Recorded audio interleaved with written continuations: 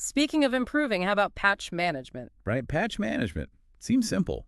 Download, install, done. What's the big deal? In theory, yeah, simple. Practice, a bit more complex. Okay, what's the catch? First, not all patches are equal. Some are critical, some less so.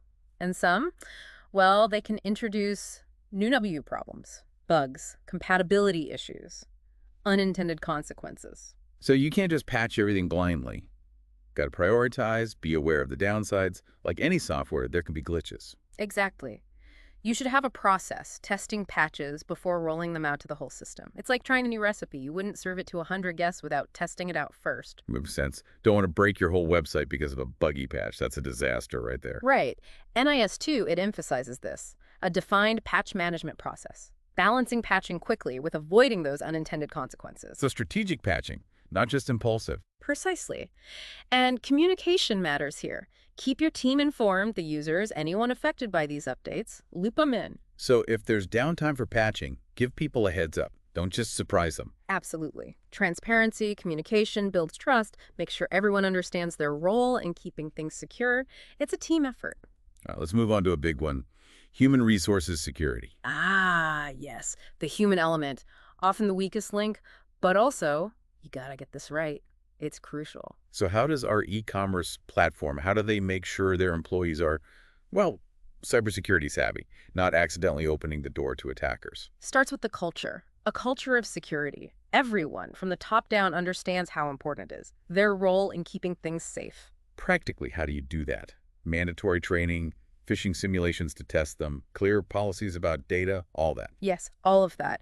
And don't underestimate simple guidelines. Strong password rules, multi-factor for important accounts, how to handle removable media, that kind of thing. Basic steps, but they make a difference. And background checks, those are still important for some roles, right? The ones with access to the really sensitive stuff. Absolutely. NIS2, it emphasizes that. But tailored to the role, the specific risks. You don't need to do a full FBI background check on someone answering customer emails, you know? Right, proportion to the risk. Speaking of access, let's talk about access control. That feels pretty fundamental, right?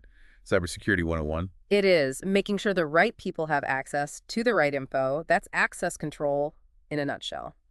NIS2, it mandates a clear policy for this.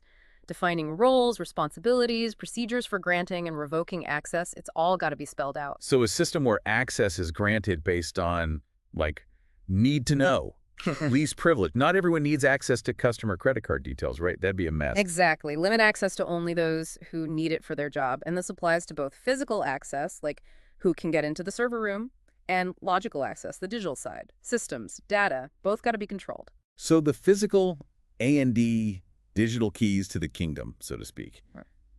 What about when employees leave or change roles?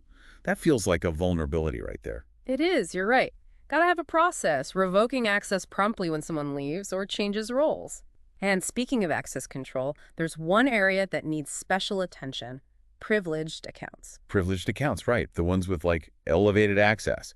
Could really cause damage if they got into the wrong hands. Dangerous stuff. Exactly. Think system admins, database admins, they have the keys to the castle. NIS2 is very specific about this. Strong controls for managing those accounts. Can't be lax here. What kind of controls are we talking about, just so people know what that entails? Multi-factor authentication for sure. Strong password policies, regular audits, making sure only the authorized people are in there. You might even limit the number of those accounts, rotate passwords often, log all the activity associated with them. Really tight control. It's like treating those privileged accounts like they're handling nuclear launch codes. Maybe not that extreme, but you got the idea. Extreme care, lots of caution. Can't afford mistakes there. Makes sense. Okay, moving on. Asset management. Let's talk about that. Ah, asset management. We touched on it before with risk management, but it deserves more attention. It's a big one. Right, we talked about classifying assets, how sensitive they are. What else goes into asset management, though, from this cybersecurity viewpoint? It's knowing what you have, where it is, who's responsible for it, like taking inventory, but for your digital stuff.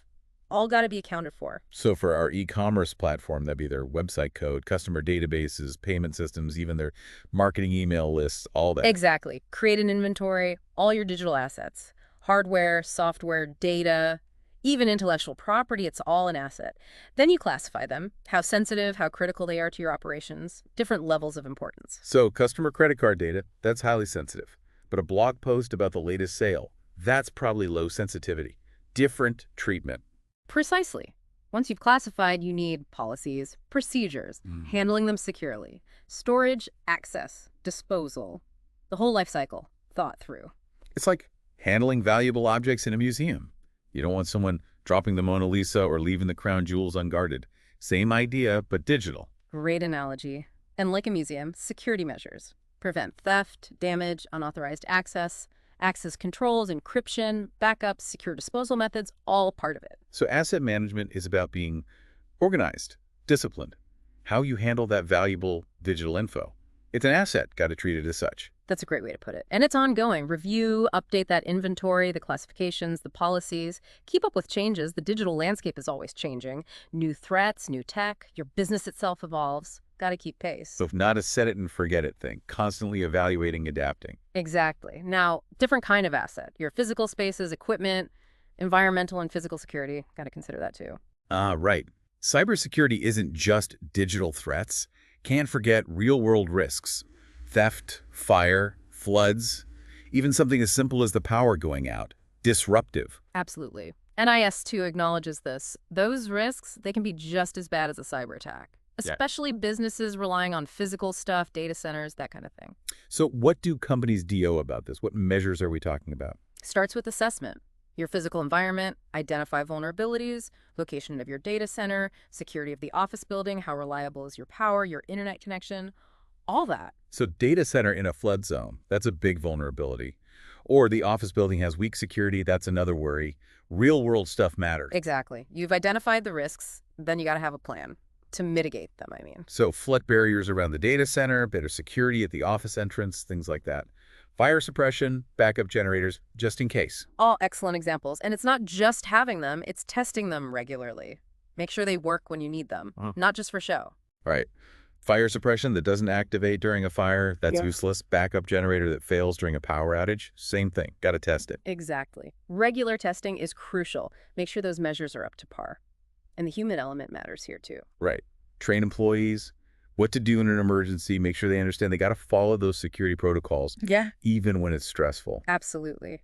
Evacuation procedures, emergency contacts, guidelines for reporting suspicious stuff, all crucial. Part of a good plan, covers all the bases. Creating a culture of security. But it's not just the digital side, it's everything, the whole business. That's it. And it's not JC protecting your stuff, the physical assets, it's your data, your reputation too. Fire, flood, damages your data center, that's catastrophic. Even if no one's hurt, the business impact is huge. The data is often more valuable than the equipment itself these days. Exactly. That's why NIS2, it's so holistic. Physical, environmental security, just as important as the digital stuff. Can't ignore any of it. Well, we've covered a lot of ground again today. Risk management, incident handling, supply chain security, all that testing, patch management, HR security, access control, asset management, even environmental stuff. It's a lot. Whew, I need a break after all that. But yeah, we dug deep into the practical side of NIS2. Our listener, they should feel better equipped now to tackle these challenges, build up their cybersecurity for their e-commerce platform specifically. Definitely. But before we get ahead of ourselves, we've got one more part to go in this deep dive. Can't stop now. That's right. We've explored what businesses DO to comply with NIS2, all the actions. But in the final part, we're going to explore the why. Why is the EU pushing so hard for this? What's the bigger picture here? Intriguing. Looking forward to it. But for now, let's give everyone a chance to, well, catch their breath. Process everything we've talked about. Sounds good. See you back here for the grand finale.